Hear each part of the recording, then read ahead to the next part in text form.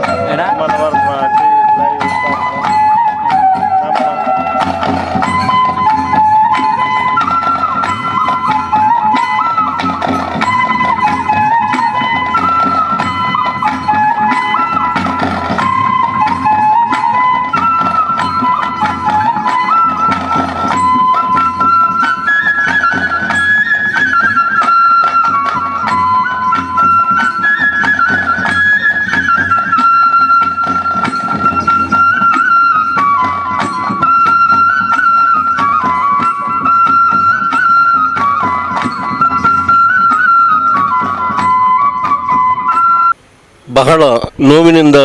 ಮಾತಾಡುವಂಥ ಪರಿಸ್ಥಿತಿ ನಮಗೆ ಒದಗಿ ಬಂದಿದೆ. ಬಹುಶಃ ದೇಶದ ಇತಿಹಾಸದಲ್ಲಿ ಸ್ವತಂತ್ರ ಭಾರತದ ಈ ಒಂದು 74 ವರ್ಷದಲ್ಲಿ ಆಗದಂತಹ ಘಟನೆ ಉತ್ತರ ಪ್ರದೇಶದ ಹಸ್ರತ್ ಎಂಬಲ್ಲಿ ಆಗಿದೆ. ಬಹಳ ವಿಷಾದದಿಂದ ನೋವಿಂದ ಈ ಮಾತನ್ನು ಹೇಳಬೇಕಾಗಿದೆ. ಆ ರಾಜ್ಯದಲ್ಲಿ ಆಗಿರತಕ್ಕಂಥ ದಿನನಿತ್ಯ ಆಗಿರತಕ್ಕಂಥ ಒಂದು ಏನು ದಲಿತರ, ಶೋಷಿತರ, ದಮನಿತರ ಹತ್ಯೆಗಳು ನಿತ್ಯ ಆಗುತ್ತಿರುವಂಥ ಸಂದರ್ಭದಲ್ಲಿ ಬಹುಶಃ ದೆಹಲಿಯ ನಿರ್ಭಯ ಕೇಸಿನ ನಂತರ ಹಂತಕರಿಗೆ ನೀಡಿದಂಥ ಸುಪ್ರೀಂ ಕೋರ್ಟಿದ ನೀಡಿದಂಥ ಮರಣದಂಡನೆ ತೀರ್ಪಿನ ನಂತರ ಆದಂಥ ಉತ್ತರ ಪ್ರದೇಶದ ಹಲವಾರು ಕಡೆ ದಿನನಿತ್ಯ ದಲಿತರ ಅಮಾಯಕರ ಇವತ್ತು ಬರ್ಬರವಾಗಿ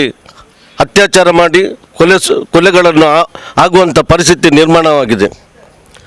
ಇತ್ತೀಚೆಗೆ ನಡೆದಂಥ ಈ ಉತ್ತರ ಪ್ರದೇಶ ಹಸ್ರತ್ನಲ್ಲಿ ನಡೆದಂಥ ಒಬ್ಬ ದಲಿತ 14 ವರ್ಷದ ಹುಡುಗಿಯ ಏನು ಅತ್ಯಾಚಾರ ಮಾಡಿ ಅವಳು ಸಾಕ್ಷಿ ಹೇಳದ ರೀತಿಯಲ್ಲಿ ಅವಳ ನಾಲಿಗೆಯನ್ನು ತುಂಡರಿಸಿ ಆಸ್ಪತ್ರೆಯಲ್ಲಿದ್ದಾಗ ಜೀವನ್ಮರಣ ಹೋರಾಟದಲ್ಲಿರುವಾಗ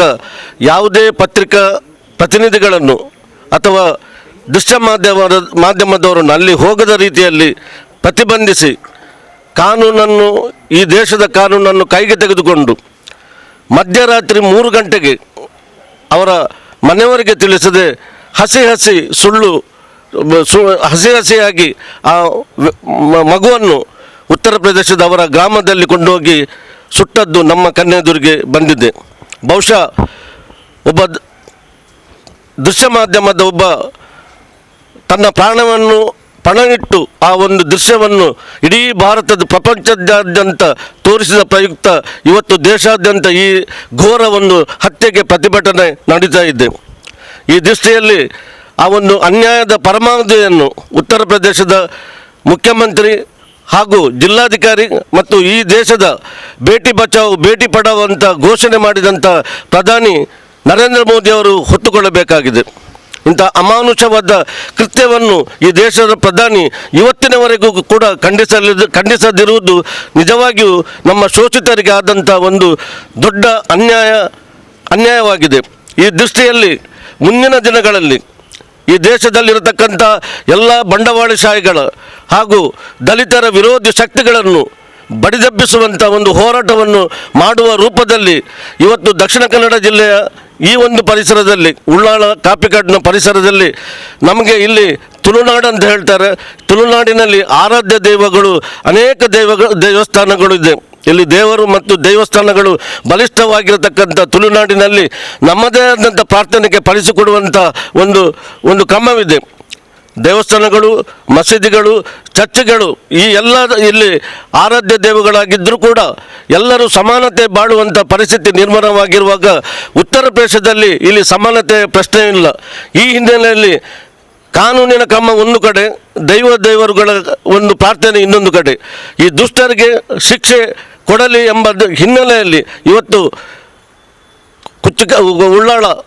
ಉಳ್ಳಾಳದ ಈ ಒಂದು ಪರಿಸರ, ತೊಕ್ಕೋಟಿನ ಈ ಪರಿಸರದಲ್ಲಿ ಕಾಪಿಕಾಡಿನ ಪರಿಸರದಲ್ಲಿ ಇರತಕ್ಕಂಥ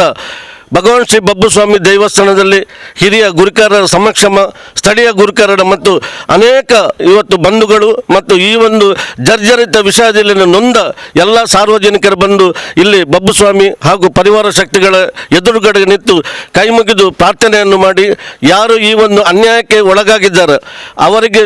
ದುಃಖವನ್ನು ಸಹಿಸುವ ಶಕ್ತಿಯನ್ನು ಭಗವಂತ ಕೊಡಲಿ. ಮತ್ತು ಅನ್ಯಾಯ ಮಾಡಿದವರನ್ನು ಉಗ್ರ ಶಿಕ್ಷೆ ನೀಡುವ ಮೂಲಕ ದೇವಸ್ಥಾನದ ಏನು ನಮ್ಮ ದೇವಸ್ಥಾನದ ಗುಳಿಗ ಅಥವಾ ಸ್ವಾಮಿ ಕೊರಗಜ್ಜ ಇದ್ದಾರೆ ಅವರಿಗೆ ಉಗ್ರ ಶಿಕ್ಷೆ ನೀಡುವ ಮೂಲಕ ನಮ್ಮ ಏನು ಪ್ರಾರ್ಥನೆ ಇದೆ ಅದು ಫಲಿಸಲಿ ಎಂಬುದರ ಮೂಲಕ ಇವತ್ತು ಪ್ರಾರ್ಥನೆ ಮಾಡಿ ಈ ಒಂದು ಹತ್ಯಾಕಾಂಡವನ್ನು ಈ ಪರಿಸರದಲ್ಲಿರ್ತಕ್ಕಂಥ ಎಲ್ಲ ಜನರು, ಎಲ್ಲ ದಲಿತ ಬಂಧವರು, ಸಹೋದರರು, ಇನ್ನಿತರ ಬಂದಿರತಕ್ಕಂಥ ಎಲ್ಲ ಬಂಧುಗಳು, ಜಾತ್ಯತೀತ ಮನಸ್ಸಿನಲ್ಲಿ ಭಾವನೆಯಿಂದ ಇಲ್ಲಿ ಬಂದಿರತಕ್ಕಂಥ ಎಲ್ಲರೂ ಕೂಡ ಉಗ್ರವಾಗಿ ಖಂಡಿಸುವ ಮೂಲಕ ಈ ದೇಶದ ರಾಷ್ಟ್ರಪತಿ ಎದ್ದೇಳಬೇಕು. ಒಬ್ಬ ದಲಿತ ರಾಷ್ಟ್ರಪತಿಯನ್ನು ಹೇಳಿಕೊಳ್ಳುವಂಥ ಶ್ರೀ ರಾಮಾನಂದ ಕೋವಿಂದ್ ಅವರು ಸ್ವತಂತ್ರ ಭಾರತದ ಇತಿಹಾಸದಲ್ಲಿ ಇವತ್ತು ಕೂಡ ಅವರು ಬಾಯಿ ಬಿಡಲಿಲ್ಲ. ಈ ಒಂದು ಹೇಯ ಕೃತ್ಯದ ಬಗ್ಗೆ ರಾಷ್ಟ್ರಪತಿಯವರು ಗಮನ ಕೊಡುತ್ತಾ ಮಾನ್ಯ ಸುಪ್ರೀಂ ಕೋರ್ಟ್ನಲ್ಲಿ ನಾನು ಈ ಮಾಧ್ಯಮದ ಮೂಲಕ ನಾನು